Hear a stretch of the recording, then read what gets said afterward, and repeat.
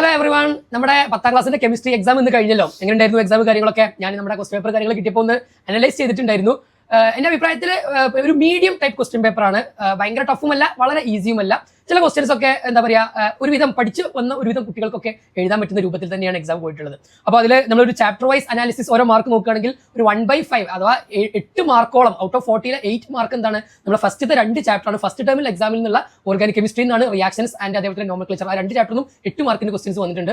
ബാക്കിയുള്ളതിൽ നിന്നാണ് 32 മാർക്സ് ഉള്ളത്. അതിൽ തന്നെ പീരിയോഡിക് ടേബിളിൽ നിന്ന് 11 മാർക്കും അതേപോലെ തന്നെ മോൾ കൺസെപ്റ്റ് രണ്ടും 11 മാർക്കിന്റെ ക്വസ്റ്റ്യൻസ് ഉണ്ട്. ഇലക്ട്രോ കെമിസ്ട്രിയിൽ നിന്ന് ഒരു 8 മാർക്കും പിന്നെ മെറ്റൽസ് എന്നുള്ള സെക്കൻഡ് ലാസ്റ്റ് ചാപ്റ്ററിൽ നിന്ന് ഒരു 2 മാർക്കും. അതിന് ജസ്റ്റ് എന്തിനാണ് ഇട്ട് എനിക്കറിയില്ല, പക്ഷേ ആ 2 മാർക്കിന്റെ ഒരു ക്വസ്റ്റ്യൻ അവിടെ മാത്രം ജസ്റ്റ് മെറ്റൽസ് എന്നുള്ള ചാപ്റ്ററിൽ നിന്ന് വന്നിട്ടുണ്ട്.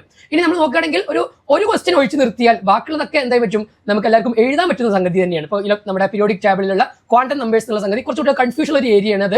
അതേപോലെ തന്നെ ഏറ്റവും അവസാനത്തെ ക്വസ്റ്റ്യൻ മോൾ കൺസെപ്റ്റിലെ ഒരു അപ്ലിക്കേഷൻ ലെവലിലുള്ള ഒരു ക്വസ്റ്റ്യനും ഏറ്റവും ലാസ്റ്റത്തെ ക്വസ്റ്റ്യൻ, ആ 2 ക്വസ്റ്റ്യൻസ് ഒഴിച്ചു നിർത്തിയാൽ ബാക്കിയുള്ള എല്ലാ ക്വസ്റ്റ്യൻസും പഴയ പോലെ തന്നെ എന്താ പറയുക, പീരിയോഡിക് ടേബിൾ ആണെങ്കിൽ ഇലക്ട്രോണിക് കോൺഫിഗറേഷൻ, ഗ്രൂപ്പ് കാണാൻ, പീരീഡ് കാണാൻ, അങ്ങനത്തെ കുറേ കാര്യങ്ങളൊക്കെ തന്നെയുള്ളത്. അതേപോലെ തന്നെ ഏത് ലോയുമായി ബന്ധപ്പെട്ടാണ് സെക്കൻഡ് ലാസ്റ്റ് ക്വസ്റ്റ്യൻ ശ്രദ്ധിച്ചാൽ കാണാൻ പറ്റും. ഒരു പിക്ചർ തന്നിട്ട് ഗ്രാഫ് തന്നിട്ട് അത് അനലൈസിസ് ചെയ്യാൻ പറ്റും. അത് ചില കുട്ടികൾ ചെറിയൊരു കൺഫ്യൂഷൻ ആയിട്ടുണ്ടാവും, പക്ഷേ സിമ്പിൾ ലോജിക് ഉപയോഗിച്ചുകൊണ്ട് നമുക്ക് എന്ത് ചെയ്യാൻ പറ്റും, ആൻസർ കാണാൻ പറ്റുന്ന ക്വസ്റ്റ്യൻസ് ആണ് അതിലൊക്കെ ഉള്ളത്. അപ്പോൾ അവിടെ വിയും എന്നും അവോഗാഡ്രോസ് ലോ വെച്ചുകൊണ്ട് ഓപ്ഷൻ ബി ആയിരിക്കും രണ്ടാമത്തെ ഗ്രാഫ് ആയിരിക്കും കറക്റ്റ് ആയിട്ട് വരുന്നുണ്ടാവുക. അങ്ങനത്തെ ചില ക്വസ്റ്റ്യൻസ് ഒക്കെയാണ് നമ്മളൊന്ന് ശ്രദ്ധിക്കേണ്ടതായിട്ടുള്ളത്. ബാക്കിയൊക്കെ നമുക്ക് പഴയ ഇപ്പോൾ നിങ്ങൾക്ക് ഓൾറെഡി അറിയാം, നമുക്ക് അസേഷൻ റീസൺ ക്വസ്റ്റ്യൻസ് ഉണ്ട്, മൾട്ടിപ്പിൾ ചോയ്സ് ക്വസ്റ്റ്യൻസ് ഉണ്ട്. അതൊക്കെ നിങ്ങൾ ഓൾറെഡി കഴിഞ്ഞ എക്സാം മുതൽ ഓൾറെഡി പരിചയപ്പെട്ട് കഴിഞ്ഞു. അപ്പോൾ ആ നിലക്ക് എന്ത് ചെയ്യാൻ പറ്റും, കൂടുതൽ മൾട്ടിപ്പിൾ ചോയ്സ് ക്വസ്റ്റ്യൻസ് ഒക്കെ എന്ത് ചെയ്യാൻ നമ്മൾ പരിചയപ്പെട്ടു. എക്സാമിൽ കഴിഞ്ഞ് തന്നെ നമുക്കറിയാം ഫൗണ്ടേഷൻ കോഴ്സ് ഒക്കെ ചെയ്യുന്ന കുട്ടിയെ സംബന്ധിച്ചിടത്തോളം ഇതിലുള്ള ഒരു ക്വസ്റ്റ്യൻ പോലും എന്തല്ല ടഫുള്ള ക്വസ്റ്റ്യൻസ് അല്ല. കാരണം അതിനേക്കാളും ടഫുള്ള എത്രയോ ക്വസ്റ്റ്യൻസ് ഒളിമ്പ്യാഡ് പോലുള്ള കോമ്പറ്റീഷൻ എക്സാമിലേക്ക് നമ്മുടെ കുട്ടികൾ പ്രിപ്പയർ ചെയ്ത് കഴിഞ്ഞു. അപ്പോൾ അങ്ങനെയുള്ള ഒരുപാട് ക്വസ്റ്റ്യനുകൾ പരമാവധി ക്വസ്റ്റ്യൻസ് നിങ്ങൾ പ്രാക്ടീസ് ചെയ്യുക. ഒരു ടേബിൾ അല്ലെങ്കിൽ ഒരു പിക്ചർ ഒക്കെ തന്നാൽ അത് അനലൈസ് ചെയ്യാനുള്ള ഒരു കഴിവൊക്കെ സ്കില്ലൊക്കെ എന്ത് ചെയ്യണം നമുക്ക് ഉണ്ടാക്കിയെടുക്കേണ്ടത്. നന്നായിട്ട് എന്ത് ചെയ്യുക, നിങ്ങൾ ട്രൈ ചെയ്യുക. ഇനി നെക്സ്റ്റ് നമ്മുടെ ഫൈനൽ എക്സാമിന് എന്ത് ചെയ്യരുത്,